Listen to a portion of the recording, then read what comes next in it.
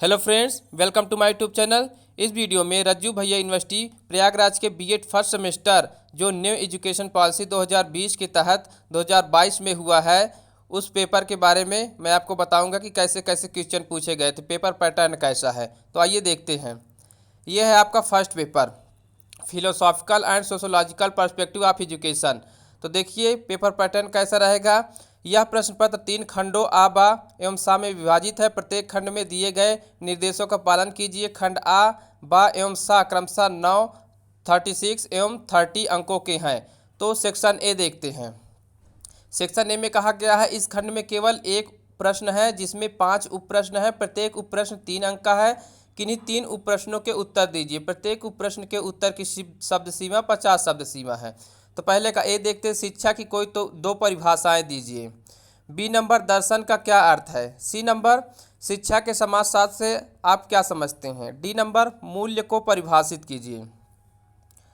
ई number, पीढ़ी अंतराल से आप क्या समझते हैं। 5 में से आपको कोई 3 करना है। अब सेक्शन बी देखते हैं। सेक्शन बी में क्या कहता है, इस खंड में कुल 7 उप प्रश्न हैं। प्रत्येक उप प्रश्न 9 अंकों का है। किन्हीं 4 उप प्रश्नों के उत्तर दीजिए। प्रत्येक उप प्रश्न के उत्तर की शब्द सीमा 225 शब्द है। तो देखिए 2 का ए पार्ट, शिक्षा के विभिन्न प्रकारों की उदाहरण के साथ संक्षिप्त विवेचना कीजिए। बी नंबर, दर्शन के साथ शिक्षा के अंतर संबंधों को बताइए। सी नंबर देखिए, एक शिक्षक के लिए दर्शन की क्या आवश्यकता है। डी नंबर, बाल केंद्रित शिक्षा एवं निषेधात्मक शिक्षा पर संक्षिप्त टिप्पणी लिखिए। ई नंबर देखिए, सामाजिक गतिशीलता क्या है, शिक्षा के साथ इसके संबंध किस प्रकार के हैं। एफ नंबर देखिए, पर्यावरण शिक्षा की को परिभाषित कीजिए, वर्तमान समय में इसका क्या महत्व है। जी नंबर, उदारीकरण, निजीकरण एवं भूमंडलीकरण से आप क्या समझते हैं। अब सेक्शन सी देखते हैं। सेक्शन सी का में क्या है, इस खंड में कुल 4 उप प्रश्न है। प्रत्येक उप प्रश्न 15 अंकों का है। प्रत्येक उप प्रश्न की शब्द सीमा 475 शब्दों की है। किन्हीं 2 उप प्रश्नों के उत्तर दीजिए। अब आपको 4 में से 2 करना है। 3 का ए पार्ट देखिए, आधुनिक शिक्षा पर प्रयोजनवाद के प्रभावों का वर्णन कीजिए। बी नंबर देखिए, स्वामी विवेकानंद द्वारा दिए गए मानव निर्माण की शिक्षा की विवेचना कीजिए। अब सी नंबर देखिए, शिक्षा के क्षेत्र में इवान इलिच के योगदान का वर्णन कीजिए। डी नंबर, सामाजिक परिवर्तन को परिभाषित कीजिए। सामाजिक परिवर्तन के उपकरण के रूप में शिक्षा की भूमिका बताइए। तो ये आपका फर्स्ट पेपर कंप्लीट हो जाता है। तो आइए देखते हैं अब सेकंड पेपर। यह है आपका second paper, psychological perspective of education, शिक्षा के मनोवैज्ञानिक परिप्रेक्ष्य। तो इसमें देखते हैं पेपर पैटर्न आप लोग जान चुके हैं एक बार। अब डायरेक्ट हम क्वेश्चन पे चलते हैं। देखिए पहले का ए है, शिक्षा मनोविज्ञान के उद्देश्य बताइए। बी नंबर, अधिगम को परिभाषित कीजिए। सी नंबर, जन्मजात अभिप्रेरक से क्या अभिप्राय है। जन्मजात अभिप्रेरक के 5 उदाहरण दीजिए। डी नंबर, शिक्षण में इंटरनेट की उपयोगिता बताइए। ई नंबर देखिए, अधिगम के नातोदार वक्र पर संक्षिप्त टिप्पणी लिखिए। अब सेक्शन बी में देखिए दूसरे का ए, शिक्षण सूत्रों की विवेचना कीजिए। Discuss the maximum of teaching, ये बहुत इंपॉर्टेंट क्वेश्चन है, ये कई बार बार पूछा जाता है। बी नंबर देखिए, थॉर्नडाइक के मुख्य अधिगम नियमों का वर्णन कीजिए तथा उनके शैक्षिक निहितार्थों को बताइए, ये भी इंपॉर्टेंट क्वेश्चन है आपका। सी नंबर, अधिगम अंतरण की दशाओं पर प्रकाश डालिए। ट्रांसफर ऑफ लर्निंग पे सूक्ष्म पाठ योजना की अवधारणा तथा अधिगम पर इसके प्रभाव को स्पष्ट कीजिए। अभिप्रेरणा के घटकों की विवेचना कीजिए। नेक्स्ट है, ब्रूनर के संज्ञानात्मक अधिगम सिद्धांत का विश्लेषण कीजिए। जी नंबर, एलसीडी प्रोजेक्टर एवं ओएचपी में क्या अंतर है। एलसीडी प्रोजेक्टर तथा ओएचपी का शिक्षण में उपयोग बताइए। अब सेक्शन सी देखते हैं। सेक्शन सी में 3 का ए पार्ट है, शिक्षा मनोविज्ञान की प्रकृति को स्पष्ट कीजिए तथा इसके कार्य क्षेत्र का वर्णन कीजिए। बी नंबर है आपका, स्किनर के क्रिया प्रसूत सिद्धांत की विवेचना कीजिए तथा इसके शैक्षिक निहितार्थ बताइए। सी नंबर, अभिक्रमित अनुदेशन के प्रकारों का वर्णन कीजिए।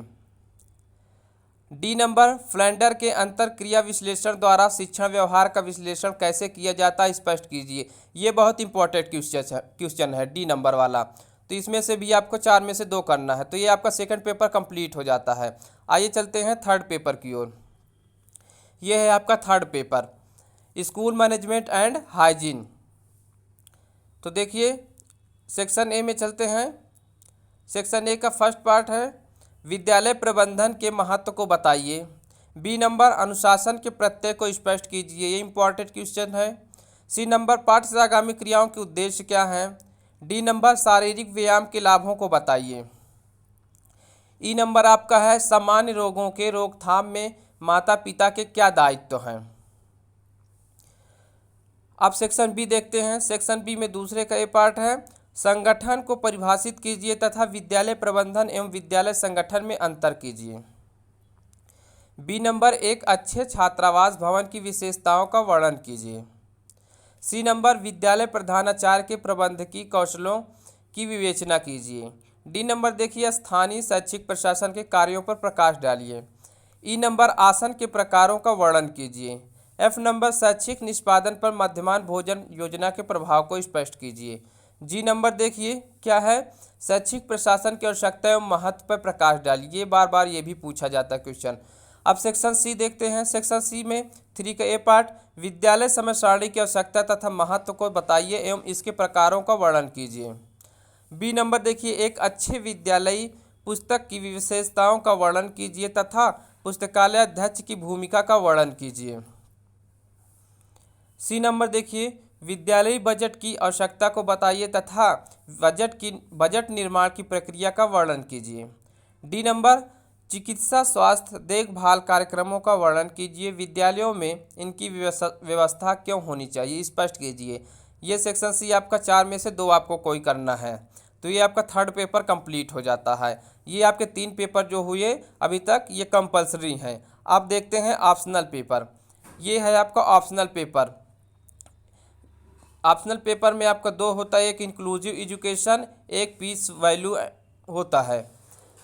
अब देखिए इसमें इंक्लूसिव एजुकेशन लिया गया है, तो देखते हैं इसमें सेक्शन ए में क्या पूछा गया है। पहला का ए पार्ट समावेशी शिक्षा का क्या अर्थ है। बी नंबर प्रतिभाशाली बालक की कोई 3 विशेषताएं बताइए। सी नंबर विशिष्ट शिक्षा एवं समावेशी शिक्षा में अंतर स्पष्ट कीजिए। डी नंबर मंद अधिगामी बच्चों की क्या विशेषताएं हैं। ई नंबर समावेशी शिक्षा के कोई 3 उद्देश्य बताइए। अब सेक्शन बी देखते हैं। सेक्शन बी में दूसरे का ए नंबर अधिगम अक्षमता वाले बच्चों की क्या विशेषताएं होती हैं, उनके अनुदेशन के लिए शिक्षण रणनीतियों की विवेचना कीजिए। अब आप शिक्षण रणनीतियां जो हैं ये सभी का तैयार कर लीजिएगा। अब बी नंबर देखिए भावात्मक एवं सामाजिक रूप से वंचित बच्चों की पहचान संबंधी समस्याओं की विवेचना कीजिए। सी नंबर शारीरिक रूप से बाधित बच्चों की विशेषताओं का वर्णन कीजिए। डी नंबर देखिए समावेशी शिक्षा हेतु सामुदायिक जागरूकता की आवश्यकता एवं विधियों की व्याख्या कीजिए। ई नंबर आपका है बाल अपराधियों एवं ड्रग लेने के आदि बच्चों में अंतर बताइए, उनकी समस्याएं क्या हैं। एफ नंबर देखिए क्या है आपका क्वेश्चन दृश्य बाधित बच्चों को परिभाषित कीजिए, उनके लिए शिक्षण व्यू रचनाओं का वर्णन कीजिए। ये जो इसमें बताया गया शिक्षण व्यू रचनाओं का वर्णन कीजिए, ये बहुत इंपॉर्टेंट है। जी नंबर देखिए समावेशी शिक्षा हेतु शिक्षकों एवं अभिभावकों में सकारात्मक अभिवृत्ति हेतु उपायों का वर्णन कीजिए।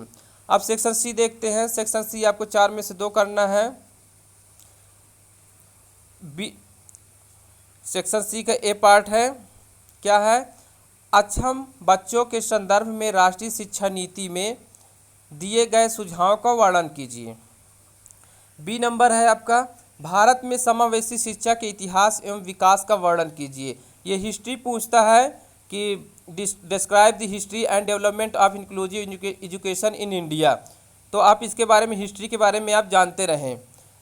सी नंबर देखिए क्या है श्रवण बाधित बच्चों की विशेषताएं, उनके लिए शिक्षण व्यू रचनाओं का वर्णन कीजिए। ये आपका बहुत इंपॉर्टेंट क्वेश्चन होता है जो शिक्षण व्यू रचनाएं पूछता है आपको। श्रवण बाधित मंदबुद्धि बालक सभी के लिए ये आपको मालूम होना चाहिए।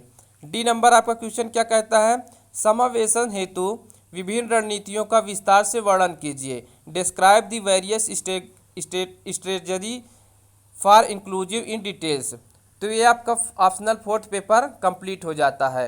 आप लोग जो मैंने बताया कि इम्पॉर्टेंट है आप लोग उस पर ज़्यादा ध्यान दीजिए कि वो ज़रूर से ज़रूर बार बार आता है और आप लोग देख लीजिए अच्छे से।